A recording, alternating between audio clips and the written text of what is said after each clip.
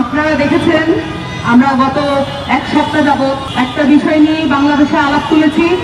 বাংলাদেশে যে ফ্যাসিবাদী কাঠামো আছে সেই কাঠামোর সবচেয়ে বড় প্রতিপালক ধারক ও বাহক আওয়ামী লীগকে নিষিদ্ধ করার দাবি আমরা তুলেছি। কিন্তু এই নিষিদ্ধ করার দাবির মধ্যে আমাদের অনেকগুলো কনসার্ন ছিল। এই কনসার্নগুলো আমরা জানিয়েছি যে অবশ্যই বিচারিক প্রক্রিয়ায় তার নিষিদ্ধকরণ করতে হবে। সেই সাথে আমরা বলেছি শুধুমাত্র নির্বাহী আদেশের মাধ্যমে এটা হলে চলবে না। এই দাবিগুলো ছাত্র জনতার পক্ষ থেকে এসেছে এবং আমরা এনসিপি পার্টির অবস্থান থেকে তাদের সাথে ছিলাম এবং আছি।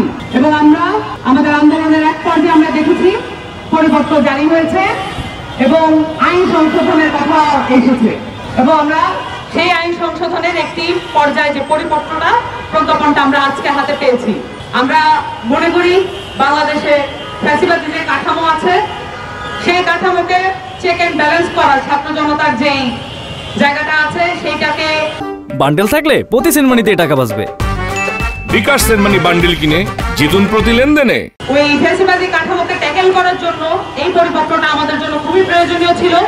কারণ আমরা দেখেছি আমাদের পার্টির বিভিন্ন নেতাকর্মীদের উপরে, তাদের বাড়ি ঘরে এবং তাদের বাবা মার উপরে পর্যন্ত হামলা হয়েছে।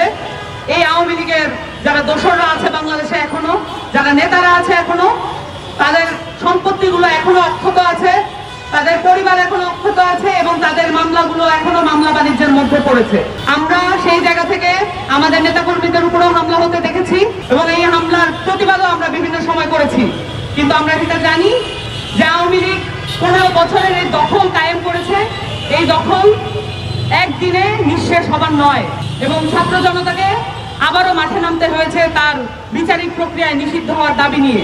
আমরা সফল হয়েছি, কিন্তু আমাদের এই কথাও বলতে হবে জুলাই ঘোষণাপত্র জারি হয় নাই। জুলাই ঘোষণাপত্রের জন্য আমাদের আরো মাঠে থাকার আবশ্যকতা আছে।